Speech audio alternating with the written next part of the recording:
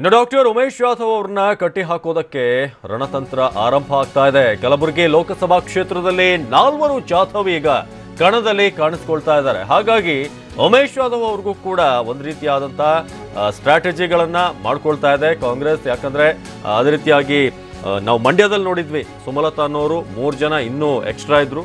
ಅದೇ ರೀತಿಯಾಗಿ ಜಾಧವ್ ಅಂತ ಇನ್ನೂ 4 ಅಭ್ಯರ್ಥಿಗಳು, ಜಾಧವ್ ಹೆಸರಿರುವಂತ ಅಭ್ಯರ್ಥಿಗಳು ಅಲ್ಲಿ ಕಣಕ್ಕೆ ಇಳಿದಿದ್ದಾರೆ. ಒಂದ್ ಕಡೆ ಡಾಕ್ಟರ್ ಉಮೇಶ್ ಜಾಧವ್ ಬಿಜೆಪಿಯ ಅಭ್ಯರ್ಥಿ ಆದ್ರೆ, ಅದೇ ರೀತಿಯಾಗಿ ಬೇರೆ ಬೇರೆ ಹೆಸರಲ್ಲಿ ಜಾಧವ್ ಅನ್ನೋ ಸರ್ನೇಮ್ ಇರುವಂತವ್ರು ಶಂಕರ್ ಜಾಧವ್, ಪಿಪಿಐ ಪಕ್ಷದ ವಿಠಲ್ ಜಾಧವ್ ಅವರು ಕೂಡ ಕಣದಲ್ಲಿರೋದು.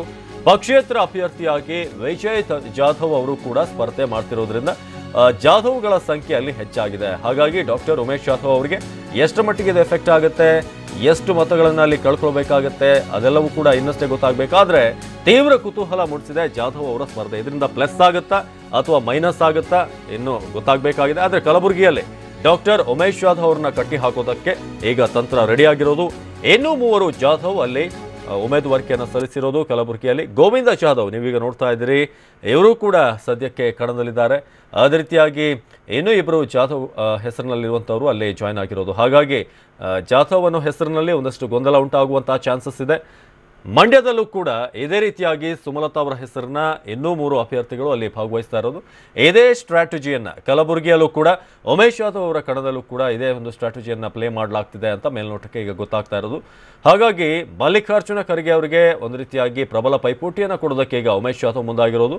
ಇನ್ನೊಂದು ಕಡೆ ಡಾಕು ಜಾಧವ ಇವ್ರನ್ನೂ ಕೂಡ ನೋಡ್ತಾ ಇದ್ರಿ, ಅವರು ಕೂಡ ಜಾಧವ್ ಇರೋದ್ರಿಂದ ಏನಾದರೂ ಮತ ಹಾಕೋರಿಗೆ ಗೊಂದಲ ಹಾಕುವಂಥ ಚಾನ್ಸಸ್ ಇದೆಯಾ ಅಥವಾ ಉಮೇಶ್ ಜಾಧವ್ ಅವರಿಗೆ ಮತವನ್ನ ನೀಡ್ತಾರ ಅನ್ನೋದು ಈಗ ಪ್ರಶ್ನೆ.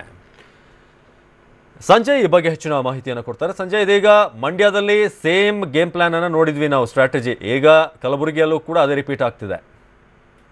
ನಿಜ ಅವಿನಾಶ್, ಮಂಡ್ಯದಲ್ಲಿ ಸುಮಲತಾರನ್ನ ಕಟ್ಟಿ ಹಾಕಲಿಕ್ಕೆ ಮತ್ತೆ 3 ಸುಮಲತಾರ ಹೆಸರಿನ ಅಭ್ಯರ್ಥಿಗಳನ್ನ ನಾಮಪತ್ರ ಸಲ್ಲಿಸಿದ್ರು. ಅದೇ ರೀತಿ ಕಲಬುರಗಿ ಲೋಕಸಭಾ ಕ್ಷೇತ್ರದಲ್ಲಿ ಡಾಕ್ಟರ್ ಉಮೇಶ್ ಜಾಧವ್ ಅವ್ರನ್ನ ಕಟ್ಟಿ ಹಾಕ್ಲಿಕ್ಕೆ ಮತ್ತೆ ಜಾಧವ್ ಹೆಸರಿನ ಮತ್ತೆ 3 ಅಭ್ಯರ್ಥಿಗಳು ನಾಮಪತ್ರ ಹಾಕಿದ್ದಾರೆ ಅಂತ ಒಂದು ಸಂಶಯ ಇದೀಗ ಮೂಡಿರುವಂತದ್ದು. ಯಾಕಂದ್ರೆ ಡಾಕ್ಟರ್ ಉಮೇಶ್ ಜಾಧವ್ ಜೊತೆ ವಿಠಲ್ ಜಾಧವ್, ಶಂಕರ್ ಜಾಧವ್ ಮತ್ತು ವಿಜಯ್ ಜಾಧವ್ ಅನ್ನೋರು ಕೂಡ ತಮ್ಮ ಒಂದು ನಾಮಪತ್ರವನ್ನ ಹಾಕಿದ್ರು. ಅವರ ನಾಮಪತ್ರಗಳು ಕೂಡ ಇದೀಗ ಅಂದ್ರೆ ಎಲ್ಲರೂ ಕೂಡ ನಾಮಪತ್ರಗಳು ಅಂಗೀಕಾರವಾಗಿದೆ. ಹೀಗಾಗಿ ಉಮೇಶ್ ಜಾಧವ್ ಅವ್ರನ್ನ ಕಟ್ಟಿ ಹಾಕಲಿಕ್ಕೆ ಏನಾದ್ರು ಈ ತಂತ್ರಗಳು ನಡೆದಿದೆಯಾ ಅನ್ನೋದ್ರ ಬಗ್ಗೆ ಸಾಕಷ್ಟು ಕುತೂಹಲ ಮೂಡುವಂತದ್ದು. ಯಾಕಂದ್ರೆ ಕಲಬುರಗಿ ಲೋಕಸಭಾ ಕ್ಷೇತ್ರದಲ್ಲಿ ಹೈ ವೋಲ್ಟೇಜ್ ಕ್ಷೇತ್ರವಾಗಿದೆ. ಮಲ್ಲಿಕಾರ್ಜುನ ಖರ್ಗೆ ಅವ್ರನ್ನ ಸೋಲಿಸಬೇಕಂತ ಬಿಜೆಪಿ ಲೆಕ್ಕಾಚಾರ ಹಾಕೊಂಡಿದೆ. ಹೀಗಾಗಿ ಬಿಜೆಪಿ ಅಭ್ಯರ್ಥಿಯನ್ನ ಕಟ್ಟಿ ಹಾಕ್ಲಿಕ್ಕೆ ಕಾಂಗ್ರೆಸ್ ಮತ್ತು ಬೇರೆ ಏನಾದ್ರು ಈ ಅಭ್ಯರ್ಥಿಗಳು ಈ ರೀತಿಯಾಗಿ ತಂತ್ರವನ್ನ ಹೂಡಿದ್ದಾರೆ ಅನ್ನೋದ್ರ ಬಗ್ಗೆ ತೀವ್ರ ಕುತೂಹಲ ಮೂಡಿರುವಂತದ್ದು.